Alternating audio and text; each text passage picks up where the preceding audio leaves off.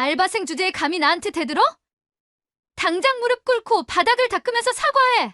40대 후반의 여자가 명품 구두, 굽으로 바닥을 쾅쾅 치며 소리쳤습니다. 카페 안 손님들의 시선이 일제히 한 곳으로 쏠렸죠. 서 있는 25살 알바생 한서연의 얼굴은 창백했지만 그녀는 고개를 숙이지 않았어요. 여자의 입에서는 더욱 모욕적인 말들이 쏟아졌습니다. 너 같은 애들은 평생 이렇게 살 거야. 우리 같은 사람들한테 고개 숙이면서 말이지. 하지만 그 여자는 상상도 못했을 겁니다. 자신이 지금 무시하고 있는 알바생이 대한민국 최고 재벌 제2그룹 회장의 손녀라는 사실을요. 도대체 왜 재벌가 손녀가 신분을 숨기고 카페에서 일하게 된 걸까요? 그리고 남편의 직급만 믿고 갑질을 일삼던 그 여자에게는 어떤 충격적인 결말이 기다리고 있을까요? 오늘 이야기가 궁금하시다면 구독과 좋아요 버튼을 꾹 눌러주세요.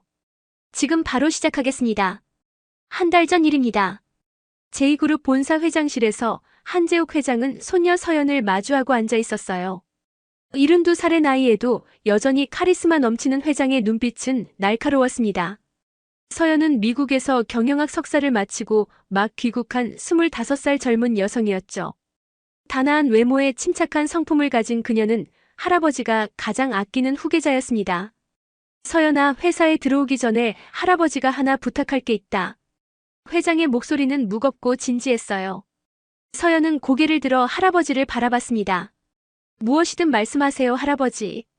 회장은 창밖을 응시하며 천천히 입을 열었죠. 사람을 제대로 보는 법을 배워야 한다. 내가 앞으로 이끌어갈 회사에는 수많은 사람들이 있어. 그들의 진짜 모습을 알아야 제대로 된 리더가 될 수 있지. 회장은 서연에게 특별한 과제를 내렸습니다. 석 달간 신분을 완전히 숨기고 평범한 아르바이트생으로 살아보라는 것이었어요. 재벌가 손녀라는 이름표를 떼어내고 맨바닥부터 세상을 경험하라는 뜻이었죠. 서연은 처음엔 망설였지만 곧 고개를 끄덕였습니다. 할아버지의 뜻을 이해했거든요. 그렇게 해서 서연은 강남구 대학가에 위치한 작은 카페 브라운 커피에서 일하기 시작했습니다. 이력서에는 평범한 대학생으로만 적혀 있었고 사장님인 이지영도 그녀의 진짜 신분을 전혀 몰랐어요. 55살의 이지영 사장은 따뜻한 성품을 가진 분이었습니다. 서연아, 힘들면 언제든 말해. 우리 같이 힘내보자. 그렇게 격려해주는 사장님 덕분에 서연은 조금씩 적응해갔죠. 하지만 일주일도 채 되지 않아 서연은 예상치 못한 상황과 마주하게 됩니다. 어느 화요일 오후였어요. 카페 문이 열리며 한 여자가 들어섰습니다. 40대 후반으로 보이는 그 여자는 머리부터 발끝까지 명품으로 도배되어 있었죠. 에르메스 버킨백을 들고 샤넬 트위드 재킷을 입은 그녀의 얼굴에는 오만함이 가득했습니다. 바로 박소희였습니다. 제2그룹 전무 김태민의 아내였죠. 박소희는 카페 안을 둘러보더니 코웃음을 쳤어요. 여기가 요즘 대학생들 사이에서 핫하다는 카페야. 별것도 아닌데. 그녀는 가장 안쪽 자리에 앉으며 손가락으로 서연을 가리켰습니다. 거기 알바생 여기 와봐. 서연은 메모판을 들고 다가갔어요. 주문하시겠어요? 서연의 공손한 말투에도 박소희의 표정은 차갑기만 했습니다. 아메리카노 한 잔. 근데 너무 뜨거우면 안 되고 미지근해도 안 돼. 정확히 65도로 맞춰서 가져와. 서연은 속으로 한숨을 쉬었지만 겉으로는 미소를 유지했죠. 알겠습니다. 최선을 다해보겠습니다. 하지만 박소희는 거기서 멈추지 않았어요. 그리고 컵은 완벽하게 닦여 있어야 해. 손자국 하나라도 있으면 다시 가져와. 알바생 주제에 정신 똑바로 차려. 서연은 그때 깨달았습니다. 이 여자가 보통 손님이 아니라는 것을요. 남의 직업을 깔보고 함부로 대하는 태도에서 오만함이 묻어났죠. 하지만 서연은 참았습니다. 할아버지가 준 과제를 떠올렸거든요. 사람의 진짜 모습을 보라고 했던 그 말을요. 서연은 조용히 주방으로 들어가 정성껏 커피를 준비했습니다. 한서연은 25살의 젊은 여성이었지만 그녀의 눈빛에는 또래와는 다른 차분함이 깃들어 있었습니다. 미국 명문대에서 경영학 석사를 마친 수재였지만 지금은 시간당 10,000원을 받는 카페 알바생이었죠. 하지만 서연은 불평하지 않았어요. 할아버지가 내준 과제의 의미를 정확히 이해하고 있었거든요. 진짜 사람을 보는 법, 겉모습이 아닌 본질을 꿰뚫어보는 능력 말입니다. 서연은 정성껏 만든 아메리카노를 트레이에 올려 박소희의 테이블로 가져갔습니다. 주문하신 아메리카노 나왔습니다. 서연이 공손하게 말하며 커피를 내려놓으려는 순간이었어요. 박소희가 갑자기 손을 뻗어 컵을 들더니 불빛에 비춰 살폈습니다. 그녀의 얼굴이 일그러졌죠. 이게 뭐야? 컵에 물때가 있잖아. 박소희의 목소리가 날카로웠습니다. 서연은 조심스럽게 컵을 확인했어요. 하지만 물때는 없었습니다. 깨끗하게 세척된 컵이었죠. 손님, 컵은 깨끗한데요. 서연이 차분하게 말했습니다. 그 순간 박소희의 표정이 더욱 험악해졌어요. 뭐? 지금 나한테 대드는 거야? 알바생 주제에 감히 손님 말에 토를 달아. 박소희가 테이블을 탁 치며 일어섰습니다. 주변 손님들의 시선이 일제히 그쪽으로 쏠렸죠. 서연은 당황했지만 침착함을 잃지 않았어요. 죄송합니다만 컵을 다시 확인해 드릴까요? 박소희는 코웃음을 쳤습니다. 확인은 무슨? 다시 가져와. 그리고 이번엔 제대로 된 컵으로. 그녀는 자리에 다시 앉으며 다리를 꼬았어요. 서연은 커피를 들고 주방으로 돌아갔습니다. 이지영 사장님이 걱정스러운 표정으로 물었죠. 서연아, 괜찮아? 저 손님 좀 까다로운 것 같은데. 괜찮습니다, 사장님. 서연은 미소를 지으며 대답했어요. 하지만 속으로는 할아버지의 말이 떠올랐습니다. 사람의 진짜 모습은 약자를 대할 때 드러난다고 했던 그 말이요. 서연은 새 컵에 커피를 다시 담아 박소희에게 가져갔습니다. 새로 준비했습니다. 박소희는 이번엔 컵을 받지도 않고 손가락으로 테이블을 가리켰어요. 여기 좀 봐. 테이블이 끈적거리잖아. 너 청소도 제대로 안 했어? 서연이 테이블을 확인했지만 깨끗했습니다. 행주로 닦아드릴까요? 서연이 물었죠. 박소희는 비웃음을 터뜨렸습니다. 닦아드릴까요가 아니라 당연히 닦아야지. 돈 받고 일하는 거 아니야? 요즘 알바생들은 서비스 정신이 하나도 없네. 박소희의 목소리는 카페 안 전체에 울려 퍼졌어요. 다른 손님들이 불편한 표정으로 쳐다봤지만 아무도 나서지 않았습니다. 서연은 행주를 가져와 테이블을 깨끗이 닦았어요. 박소희는 그 모습을 흡족하다는 듯 바라봤죠. 그래, 이렇게 시키는 대로만 하면 되는 거야. 알바생은 원래 그래야 하는 거라고. 박소희가 중얼거렸습니다. 서연은 그 말을 듣고도 표정 하나 변하지 않았어요. 대신 마음속으로 이 순간을 기억했습니다. 권력과 돈을 가진 사람이 어떻게 약자를 대하는지 그 추악한 민낯을 말이죠. 박소희는 1시간 넘게 카페에 앉아 있으면서 계속 서연을 불렀습니다. 물 더 달라, 냅킨 가져와라, 에어컨 온도 조절해달라 등 끊임없이 요구했죠. 서연은 묵묵히 응대했어요. 하지만 박소희의 갑질은 거기서 끝나지 않았습니다. 박소희가 카페를 찾은 지 사흘째 되던 날이었습니다. 그녀는 이제 단골처럼 매일 오후 3시면 어김없이 나타났어요. 그리고 매번 서연만 골라서 괴롭혔죠. 이날도 박소희는 명품 선글라스를 쓴 채 카페 문을 열고 들어왔습니다. 서연은 카운터에서 그녀를 맞이했어요. 어서 오세요. 서연의 인사에 박소희는 대꾸도 하지 않았습니다. 그녀는 곧장 자기 자리로 가더니 큰 소리로 외쳤죠. 여기 알바생, 빨리 와. 주문 받아. 서연이 메모판을 들고 다가가자 박소희는 가방에서 뭔가를 꺼냈어요. 바닥에 떨어뜨린 휴지였습니다. 어머, 휴지를 떨어뜨렸네. 주워. 박소희가 무심하게 말했습니다. 서연은 허리를 숙여 휴지를 주었어요. 그 순간 박소희의 입에서 충격적인 말이 튀어나왔죠. 아니, 그렇게 주우면 어떡해. 무릎 꿇고 제대로 주워야지. 알바생이 손님한테 성의를 보여야 하는 거 아니야? 카페 안이 순식간에 조용해졌습니다. 다른 손님들이 놀란 표정으로 박소희를 쳐다봤어요. 서연은 휴지를 쥔 채 천천히 일어섰습니다.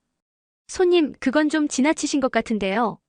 서연의 목소리는 여전히 차분했지만 그 안에는 단호함이 담겨 있었죠. 지나치다고? 박소희의 얼굴이 붉어졌습니다. 지금 알바생 주제에 나한테 뭐라고 하는 거야? 너 같은 애들은 평생 남한테 고개 숙이고 살 거면서 감히 나한테 말대꾸를 해? 그녀의 목소리는 점점 커졌어요. 너희 사장 어디 있어? 당장 불러. 이지영 사장이 황급히 나왔습니다. 무슨 일이세요, 손님? 사장님의 조심스러운 물음에 박소희는 서연을 가리키며 소리쳤죠. 이 알바생이 손님한테 반말을 하고 불친절하게 굴어요. 당장 사과시키든지 아니면 자르든지 하세요. 서연은 반말을 한 적이 없었습니다. 하지만 박소희는 거짓말을 서슴지 않았어요. 이지영 사장은 난처한 표정을 지었죠. 서연아, 혹시 실수한 거 있니? 사장님의 물음에 서연은 고개를 저었습니다. 아니요, 사장님. 저는 최선을 다해 응대했습니다. 최선을 다했다고? 박소희가 비웃었습니다. 그럼 이 바닥은 뭐야? 여기 봐. 커피 자국이 있잖아. 그녀는 자기 자리 밑 바닥을 가리켰어요. 서연이 확인해보니 정말 작은 커피 자국이 있었습니다. 하지만 그건 박소희가 오기 전부터 있던 것이 아니었어요. 박소희가 일부러 커피를 흘린 거였죠. 이것 봐요, 사장님. 청소도 제대로 안 하고. 이런 더러운 카페는 처음이에요. 박소희는 핸드폰을 꺼내들었습니다. 지금 당장 사진 찍어서 인터넷에 올릴 거예요. 위생 불량 카페라고요. 이지영 사장의 얼굴이 하얗게 질렸어요. 손님, 제발 그러지 마세요. 제가 직접 청소하겠습니다. 사장님이 하실 필요 없어요. 박소희가 서연을 노려봤습니다. 이 알바생이 무릎 꿇고 닦으면 되죠. 그럼 사진 안 올리고 넘어가 줄게요. 그 말에 서연의 주먹이 꽉 쥐어졌습니다. 하지만 그녀는 참았어요. 이지영 사장을 위해서라도 참아야 했죠. 서연은 천천히 무릎을 꿇었습니다. 그리고 행주로 바닥을 닦기 시작했어요. 박소희는 그 모습을 내려다보며 만족스러운 미소를 지었습니다. 그래, 알바생은 원래 이래야 하는 거야. 주제를 알아야지. 서연은 이를 악물며 바닥을 닦았어요. 눈물이 날 것 같았지만 꾹 참았습니다. 이틀 후 박소희는 혼자 오지 않았습니다. 비슷한 나이대의 여자 셋을 데리고 왔어요. 모두 명품으로 치장한 그녀들은 카페에 들어서자마자 시끄럽게 떠들기 시작했죠. 박소희가 친구들에게 서연을 가리키며 말했습니다. 저기 저 알바생 봐. 내가 말한 애야. 친구들이 서연을 훑어봤어요. 한 여자가 킥킥거리며 말했죠. 언니 진짜 순진하게 생겼네. 저런 애들이 세상 물정 모르고 일만 하는 거지 뭐. 또 다른 여자가 거들었습니다. 요즘 알바생들은 정말 개념이 없어. 손님을 뭘로 보는지 모르겠어요. 박소희는 흡족한 표정으로 자리에 앉았어요. 서연은 메모판을 들고 다가갔습니다. 주문 도와드릴까요? 서연의 공손한 말투에도 4명의 여자들은 콧방귀만 뀌었죠. 박소희가 메뉴판을 집어던지듯 내밀었습니다. 우리 넷이 마실 건데 내가 추천해봐. 뭐가 제일 맛있는지. 서연은 침착하게 대답했어요. 저희 시그니처 라떼가 인기 많습니다. 바닐라 향이 은은하게 나서 드시기 편하실 거예요. 그 말에 박소희의 친구 한 명이 비웃었습니다. 바닐라 라떼? 그게 뭐 대단한 거라고. 우리는 유럽에서 마시던 커피만 마셔서 입맛이 까다로운데. 또 다른 친구가 끼어들었어요. 맞아. 이런 동네 카페 커피는 우리 입맛에 안 맞아. 그냥 아메리카노나 4잔 줘. 근데 너무 뜨겁거나 미지근하면 안 돼. 딱 적당한 온도로. 서연은 고개를 끄덕이며 주문을 받았습니다. 네, 알겠습니다. 서연이 커피를 준비하는 동안 4여자는 계속 수군거렸어요. 목소리를 일부러 크게 내서 서연이 다 들리게 했죠. 박소희가 말했습니다. 요즘 알바생들 태도가 왜 저래? 손님한테 최소한의 예의도 없어. 친구가 맞장구 쳤어요. 그러게 말이야. 우리 같은 손님들 덕분에 월급 받는 주제에. 서연은 커피를 트레이에 담아 그들의 테이블로 가져갔습니다. 주문하신 아메리카노 나왔습니다. 서연이 조심스럽게 커피를 내려놓는 순간 박소희가 일부러 팔을 움직였어요. 그녀의 팔이 컵에 부딪히며 커피가 쏟아졌습니다. 뜨거운 커피가 테이블과 박소희의 치마에 튀었죠. 아, 뭐 하는 거야? 박소희가 비명을 질렀습니다. 서연은 황급히 냅킨을 꺼냈어요. 죄송합니다, 손님. 제가 바로 닦아드릴게요. 하지만 박소희는 서연의 손을 뿌리쳤습니다. 닦기는. 너 때문에 내 명품 치마가 다 망가졌잖아. 친구들이 일제히 서연을 비난하기 시작했어요. 어머, 저것 봐. 알바생이 일을 그따위로 해. 배상해야 하는 거 아니야? 또 다른 친구가 거들었죠. 맞아. 저 치마 400만 원짜리인데. 어떻게 책임질 거야? 서연은 당황했지만 침착함을 유지했습니다. 손님께서 팔을 움직이셔서 부딪힌 것 같은데요. 그 말에 박소희의 얼굴이 일그러졌어요. 뭐? 지금 내 탓이라는 거야? 알바생 주제에 손님한테 책임을 떠넘겨. 이지영 사장이 달려왔습니다. 정말 죄송합니다, 손님. 제가 세탁비를 변상해드리겠습니다. 사장님의 사과에도 박소희는 화를 누그러뜨리지 않았어요. 세탁비로 되는 문제가 아니에요. 이 알바생 당장 자르세요. 안 그러면 본사에 민원 넣을 거예요. 본사라는 말에 서연의 귀가 번쩍 뛰었습니다. 박소희는 계속 말을 이었죠. 우리 남편이 제2그룹 전무거든요. 한마디만 하면 이런 카페쯤이야 문 닫게 할 수 있어요. 그 말에 친구들이 환호했습니다. 역시 소희 언니. 그럼 그렇지. 서연은 그제야 깨달았어요. 박소희의 남편이 할아버지 회사의 임원이라는 사실을요.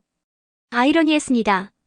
자신을 괴롭히는 사람이 자신의 할아버지 밑에서 일하는 사람의 아내라니 말이죠. 박소희의 괴롭힘은 날이 갈수록 심해졌습니다. 일주일 동안 그녀는 매일 카페에 와서 서연을 괴롭혔어요. 어느 날은 일부러 주문을 바꿔서 서연을 왔다 갔다 뛰게 만들었고 또 어느 날은 음료에 이물질이 들어있다며 거짓 주장을 했죠. 서연은 참고 또 참았습니다. 하지만 인내심에도 한계가 있는 법이었어요. 금요일 오후였습니다. 박소희가 또다시 친구들과 함께 나타났어요. 이번엔 5명이나 되었죠. 그들은 카페의 가장 큰 테이블을 차지하고 앉았습니다. 박소희가 서연을 손짓으로 불렀어요. 저기 알바생. 이리 와봐. 서연이 다가가자 박소희는 테이블 위에 놓인 메뉴판들을 바닥에 떨어뜨렸습니다. 어머, 실수로 떨어뜨렸네. 주워. 서연은 허리를 숙여 메뉴판을 줍기 시작했어요. 그때 박소희의 친구 한 명이 말했죠. 언니, 저애 매번 당하고만 있네. 진짜 순진한가 봐. 박소희가 낄낄 웃었습니다. 그러게. 나라면 진작에 대들었을 텐데. 역시 알바생은 알바생이야. 참을성만 좋아. 서연은 메뉴판을 다 주워서 테이블 위에 올려놓았어요. 주문하시겠어요? 서연의 차분한 물음에 박소희는 턱을 괴며 말했습니다. 우리 5명인데 음료 5잔이랑 케이크 5조각. 근데 케이크는 다 다른 걸로 줘. 그리고 접시마다 포크 2개씩. 냅킨은 한 사람당 5장씩. 서연은 메모하며 되물었어요. 냅킨을 한 분당 5장씩 드리는 게 맞으신가요? 왜? 못해? 박소희의 목소리에 비아냥이 섞였습니다. 손님이 원하는 건데 당연히 해줘야지. 그게 서비스 아니야? 서연은 짧게 대답했어요. 알겠습니다. 그녀는 주방으로 가서 주문을 준비하기 시작했죠. 하지만 박소희는 거기서 멈추지 않았습니다. 서연이 음료와 케이크를 가져오자 일일이 트집을 잡았어요. 이 라떼는 너무 뜨거워. 다시 만들어. 이 케이크는 너무 차가워. 전자레인지에 데워와. 이 포크에 물때가 있어. 새 걸로 가져와. 서연은 묵묵히 박소희의 요구를 들어줬습니다. 그때 박소희의 친구 한 명이 서연에게 물었어요. 너 학생이야? 몇 살이야? 서연은 잠시 망설이다 대답했습니다. 25입니다. 그 말에 여자들이 웃음을 터뜨렸죠. 25에 알바나 하고 있어? 공부는 안 했나 봐. 아니면 집안이 어려운가? 서연의 표정이 굳었습니다. 박소희가 거기에 기름을 부었어요. 요즘 젊은 애들은 다 그래. 노력은 안 하고 쉬운 길만 찾으려고 하지. 그러니까 평생 알바나 하면서 사는 거야. 친구들이 맞장구 쳤습니다. 맞아. 우리랑은 타고난 게 다른 거지 뭐. 서연은 참고 있었지만 마음속으로는 분노가 끓어올랐어요. 하지만 그녀는 표정 관리를 했죠. 박소희는 서연의 침착한 모습이 마음에 들지 않았는지 더욱 도발적으로 나왔습니다. 너 혹시 부모님은 뭐 하시는데? 설마 부모님도 알바생이야? 그 순간 서연의 눈빛이 차갑게 변했어요. 손님, 그건 사생활 침해입니다. 서연의 목소리는 낮았지만 단호했죠. 박소희는 어이없다는 표정을 지었습니다. 뭐? 사생활 침해. 알바생 주제에 무슨 사생활이 있다고? 서연은 더 이상 참지 않기로 했습니다. 저도 사람입니다. 손님께서 저를 함부로 대하시는 건 옳지 않습니다. 그 말에 카페 안이 조용해졌어요. 다른 손님들이 놀란 표정으로 쳐다봤죠. 박소희의 얼굴이 새빨개졌습니다. 지금 뭐라고 했어? 알바생이 손님한테 대들어? 박소희가 자리에서 벌떡 일어났습니다. 당장 사장 불러. 이 알바생 오늘 자를 거야. 이지영 사장이 황급히 나왔지만 서연은 물러서지 않았어요. 사장님 죄송하지만 저는 잘못한 게 없습니다.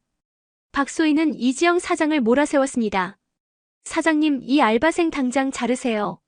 안 그러면 제가 본사에 전화해서 이 카페 거래 끊어버릴 거예요. 우리 남편이 제2그룹 전무라니까요. 이지영 사장의 얼굴이 창백해졌어요. 제2그룹은 이 카페에 원두를 공급하는 회사였거든요. 서연은 사장님이 곤란해하는 모습을 보며 마음이 아팠습니다. 사장님 제가 나가겠습니다. 서연이 조용히 말했어요. 이지영 사장이 고개를 저었죠. 아니야 서연아. 내 잘못이 아니잖아. 하지만 박소희는 만족스러운 표정으로 팔짱을 꼈습니다. 당연히 나가야지. 알바생 주제에 손님한테 대들면 어떡해. 박소희가 비웃었어요. 바로 그때 카페 문이 열리는 소리가 들렸습니다. 고급 양복을 입은 70대 초반의 노신사가 들어섰어요. 뒤따라 검은 정장을 입은 비서 한 명이 함께였죠. 서연은 그 모습을 보고 깜짝 놀랐습니다. 할아버지였거든요. 한재욱 회장이 카페 안을 둘러보다가 서연을 발견했어요. 그의 눈빛이 잠시 흔들렸지만 곧 무표정으로 돌아갔죠. 회장은 카운터 쪽으로 걸어갔습니다. 어서 오세요. 이지영 사장이 황급히 인사했어요. 회장은 고개를 끄덕이며 말했습니다. 커피 한 잔 주시겠습니까? 사장님이 직접 준비하려 했지만 서연이 나섰어요. 제가 준비하겠습니다, 사장님. 서연은 할아버지와 눈을 마주쳤지만 아무 말 하지 않았습니다. 박소희는 회장의 고급스러운 차림새를 보고 눈빛이 반짝였어요. 그녀는 친구들에게 속삭였죠. 저 할아버지 봐. 되게 품이 있어 보여. 틀림없이 재벌일 거야. 친구들도 고개를 끄덕였습니다. 그러게. 저런 분한테 잘 보이면 좋을 텐데. 서연은 할아버지의 커피를 정성껏 준비했습니다. 회장이 앉은 테이블로 커피를 가져가는데 공교롭게도 그 테이블은 박소의 일행 바로 옆이었어요. 서연이 커피를 내려놓자 회장이 조용히 물었습니다. 여기서 일한 지 오래됐나요? 아니요, 얼마 안 됐습니다. 서연이 차분하게 대답했어요. 회장은 고개를 끄덕이며 커피를 한 모금 마셨죠. 그때 박소희가 슬쩍 끼어들었습니다. 어머, 손님. 이 카페 알바생들 정말 불친절하죠? 저도 오늘 엄청 기분 나빴어요. 회장은 박소희를 쳐다보지도 않고 대답했습니다. 그렇습니까? 전 친절하게 느껴지던데요. 박소희는 당황했지만 계속 말을 이었어요. 아니에요. 손님은 모르실 거예요. 저 알바생이 얼마나 버릇이 없는지. 손님한테 대들기까지 했다니까요. 회장의 눈빛이 차갑게 변했습니다. 그게 사실입니까? 그가 서연을 바라보며 물었어요. 서연은 고개를 들어 할아버지를 똑바로 쳐다봤습니다. 손님께서 먼저 저를 모욕하셔서 정중히 말씀드렸을 뿐입니다. 서연의 목소리는 떨리지 않았죠. 박소희가 발끈했습니다. 지금 봐요. 저렇게 대드는 거예요. 알바생 주제에. 그녀는 회장에게 동조를 구했어요. 손님도 그렇게 생각하시죠? 저런 알바생은 당장 잘려야 한다고요. 우리 남편이 제2그룹 전무인데 제가 한마디만 하면 이 카페 문 닫을 수도 있어요. 회장의 표정이 더욱 굳어졌습니다. 제2그룹 전무요? 성함이 어떻게 되시죠? 회장의 질문에 박소희는 자랑스럽게 대답했어요. 김태민이요. 혹시 아세요? 제2그룹에서 아주 중요한 사람이랍니다. 회장은 짧게 대답했죠. 네, 잘 압니다. 박소희는 신이 나서 계속 떠들었습니다. 그쵸. 우리 남편 되게 유명하죠. 그러니까 저 같은 사람한테 함부로 하면 안 되는 거예요. 그녀는 서연을 노려보며 말했죠. 특히 알바생 따위가 말이에요. 회장은 천천히 커피잔을 내려놓았습니다. 그리고 박소희를 똑바로 쳐다보며 입을 열었어요. 부인 함부로 하시는 말씀이 지나치신 것 같습니다. 회장의 목소리는 낮았지만 무게감이 실려 있었죠. 박소희는 어이없다는 표정을 지었습니다.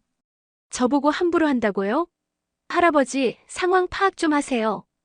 저 알바생이 손님한테 대든 게 문제라니까요. 박소희는 여전히 자신이 옳다고 믿었어요. 회장은 한숨을 쉬었습니다. 그리고 비서에게 눈짓을 했죠. 비서가 명함 하나를 꺼내 박소희에게 건넸습니다. 박소희는 명함을 받아들고 읽기 시작했어요. 순간 그녀의 얼굴에서 혈기가 싹 가셨습니다. 명함에는 이렇게 적혀 있었거든요. 제2그룹 회장 한재욱. 박소희의 손이 떨리기 시작했어요. 회장님이세요? 박소희의 목소리가 갈라졌습니다. 회장은 대답 대신 서연을 바라봤어요. 그리고 조용히 말했죠. 이 아이는 제 소녀입니다. 그 한마디에 카페 안이 얼어붙었습니다. 박소희의 친구들은 입을 딱 벌린 채 굳어 있었어요. 소녀라고요? 박소희가 다시 물었습니다. 믿을 수 없다는 표정이었죠. 회장은 고개를 끄덕였어요. 네. 제가 손녀에게 과제를 내렸습니다. 세상을 배우라고요. 그런데 보니 제 회사 임원의 부인이 제 손녀를 이렇게 괴롭히고 계시더군요. 박소희는 그제야 자신이 저지른 일의 심각성을 깨달았습니다. 그녀의 얼굴이 새하얗게 질렸어요. 아니, 이건 오해예요. 제가 회장님 손녀인 줄 알았으면 절대 그러지 않았을 거예요.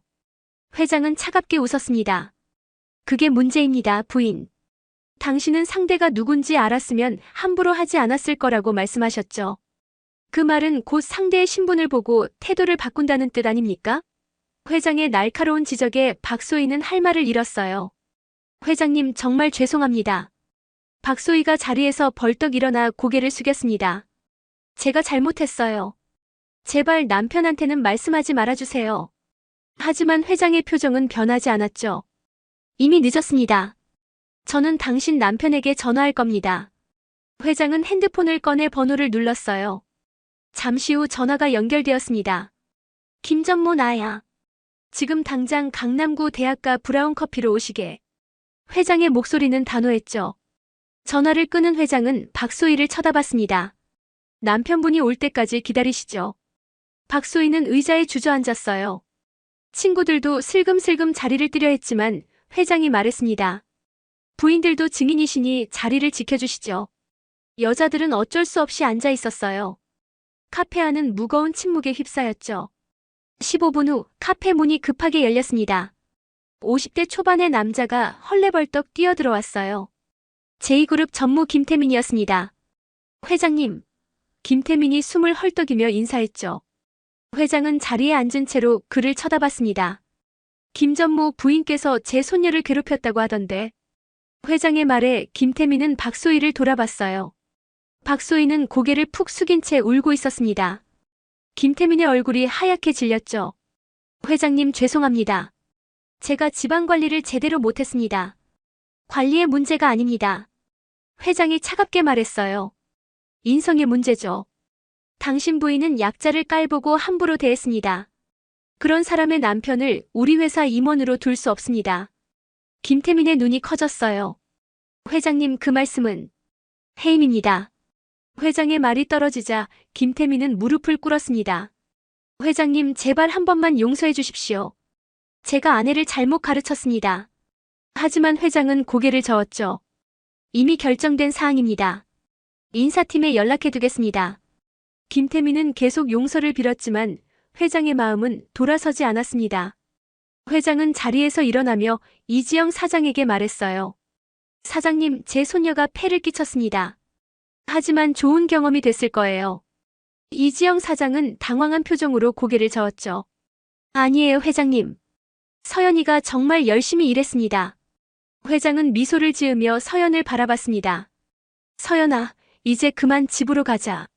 할아버지 과제는 오늘로 끝이다. 서연은 고개를 숙였어요. 할아버지, 조금만 더 있고 싶어요.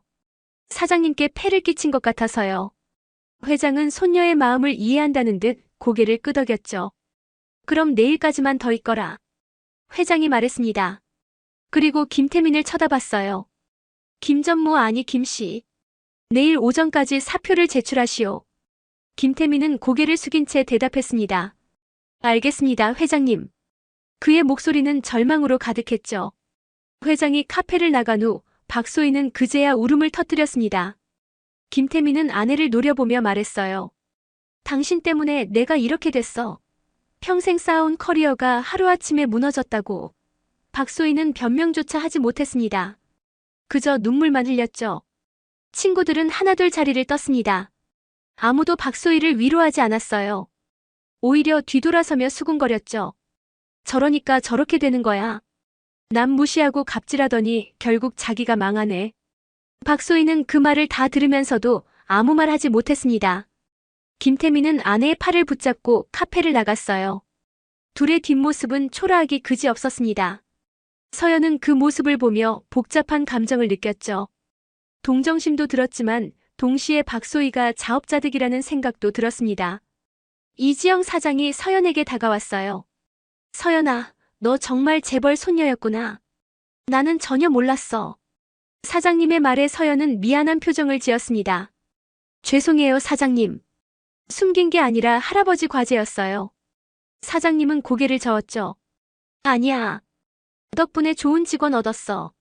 너 정말 성실하더라. 사장님의 칭찬에 서연은 미소를 지었어요. 감사합니다, 사장님. 내일까지만 더 일하고 그만둘게요. 사장님은 서운하다는 표정을 지었지만 이해한다며 고개를 끄덕였습니다. 그날 저녁 서연은 할아버지와 함께 저녁 식사를 했습니다. 회장이 물었어요. 어땠느냐, 서연아? 이번 경험이 도움이 됐느냐? 서연은 고개를 끄덕이며 대답했죠. 네, 할아버지. 많은 걸 배웠어요. 사람은 겉모습이 아니라 본질을 봐야 한다는 걸요. 회장은 흡족한 표정을 지었습니다. 그래, 잘 깨달았구나. 앞으로 회사를 이끌 때 이번 경험을 잊지 마라. 사람을 함부로 대하는 순간 그 사람의 진가는 떨어지는 법이다. 서연은 할아버지의 말을 가슴 깊이 새겼어요. 한편 김태민과 박소희는 집에 돌아와 말없이 앉아 있었습니다. 김태민이 입을 열었어요. 당신 때문에 우리 인생이 끝났어. 이제 어떻게 살아? 박소희는 울면서 대답했죠. 미안해. 내가 잘못했어. 하지만 이미 때는 늦었습니다. 다음 날 아침 김태민은 사표를 제출했습니다. 제2그룹 인사팀에서는 즉시 수리했어요. 소문은 삽시간에 회사 전체로 퍼져나갔죠. 전무가 하루아침에 해고됐다는 소식에 임직원들은 충격을 받았습니다. 그리고 그 이유를 알게 되자 모두 입을 모아 말했어요. 자업자득이라고요. 서연은 마지막 날 카페에서 평소처럼 성실하게 일했습니다. 손님들에게 친절하게 응대하고 테이블을 깨끗이 닦았어요. 일과가 끝나갈 무렵 이지영 사장이 서연을 불렀습니다. 서연아, 잠깐 앉자. 사장님은 따뜻한 차 2잔을 준비해 왔어요.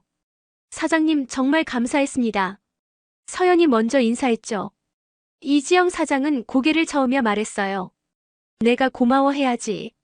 내가 여기서 일하는 동안 정말 큰 힘이 됐어. 재벌 손녀라는 신분을 숨기고도 최선을 다하는 모습이 감동적이었단다. 서연은 차를 한 모금 마시며 생각에 잠겼습니다. 저도 많이 배웠어요, 사장님. 사람들의 진짜 모습을 볼 수 있었어요. 누군가는 약자를 함부로 대하고 누군가는 어려운 상황에서도 따뜻함을 잃지 않더라고요. 사장님은 후자셨고요. 이지영 사장의 눈가가 촉촉해졌어요. 너 같은 아이가 앞으로 회사를 이끈다면 제2그룹은 더 좋은 회사가 될 거야. 사장님의 말에 서연은 다짐했습니다. 꼭 그렇게 만들겠어요. 사람을 함부로 대하지 않는 회사, 진짜 실력으로 평가받는 회사로요. 서연이 카페를 나서는데 한 손님이 다가왔습니다. 중년의 여성이었어요. 저기 알바생분. 그동안 정말 친절하게 응대해 주셔서 감사했어요. 여성의 따뜻한 말에 서연은 고개를 숙여 인사했죠. 아니에요. 제가 더 감사합니다. 여성은 계속 말을 이었어요. 며칠 전에 다른 손님이 당신을 괴롭히는 걸 봤는데 참 안타까웠어요. 하지만 당신이 끝까지 침착하게 대응하는 모습이 멋있었어요. 서연은 그제야 그날 카페에 있던 손님 중 한 명이라는 걸 알았습니다. 그때 도와드리지 못해서 죄송해요. 여성이 미안하다는 표정을 지었어요. 서연은 고개를 저었습니다. 괜찮습니다. 오히려 그 경험이 저에게 큰 배움이 됐어요. 사람들이 어떻게 행동하는지, 그리고 제가 어떻게 대응해야 하는지 배웠거든요. 서연은 집으로 돌아가는 길에 할아버지에게 전화를 걸었습니다. 할아버지, 과제 끝냈어요. 회장의 목소리가 들려왔죠. 수고했다, 서연아. 내일 회사로 출근해라.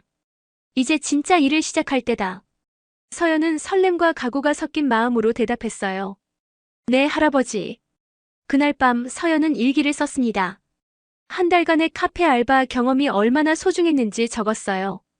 박소희 같은 사람을 만나 상처받기도 했지만 그 덕분에 사람을 보는 눈이 생겼다고 썼죠. 그리고 다짐했습니다. 절대로 남을 함부로 대하지 않겠다고요. 다음 날 아침 서연은 제2그룹 본사에 출근했습니다. 신입사원 교육을 받으며 동료들을 만났어요. 그 중에는 자신이 회장 손녀인 걸 아는 사람도 있고 모르는 사람도 있었죠. 서연은 누구에게나 똑같이 예의 바르게 대했습니다. 점심시간에 한 동료가 물었어요. 서연 씨, 소문 들었어요? 전무 한 명이 갑자기 해고됐대요.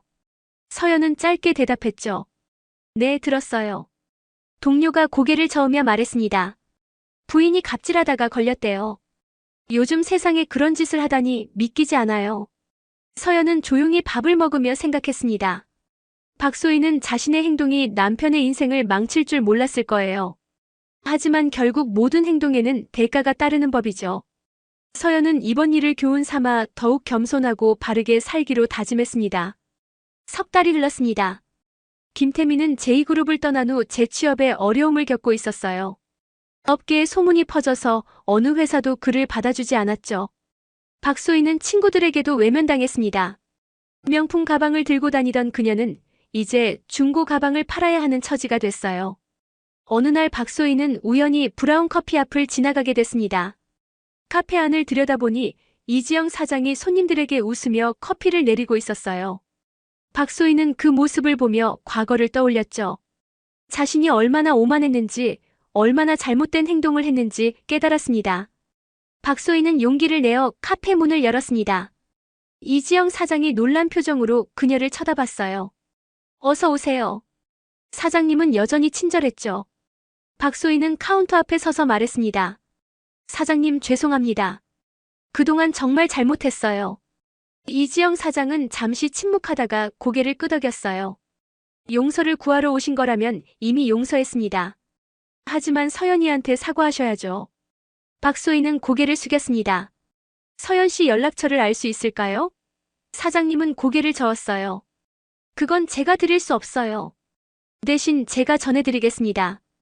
박소희는 더 이상 할 말이 없었습니다. 그녀는 카페를 나서며 눈물을 흘렸어요. 자신의 오만함이 모든 걸 망쳤다는 걸 뼈저리게 느꼈죠. 하지만 이미 돌이킬 수 없었습니다. 박소희는 터덜터덜 걸어가며 생각했어요. 앞으로는 절대 남을 함부로 대하지 말아야겠다고요. 한편 서연은 제2그룹에서 승승장구하고 있었습니다. 신입 사원임에도 불구하고 뛰어난 실력과 겸손한 태도로 인정받았어요.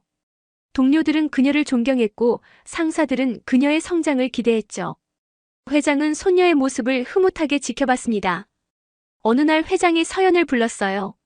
서연아, 카페에서의 경험이 정말 도움이 됐구나. 내가 사람들을 대하는 태도가 달라진 게 보여. 회장의 칭찬에 서연은 미소를 지었습니다. 할아버지 덕분이에요.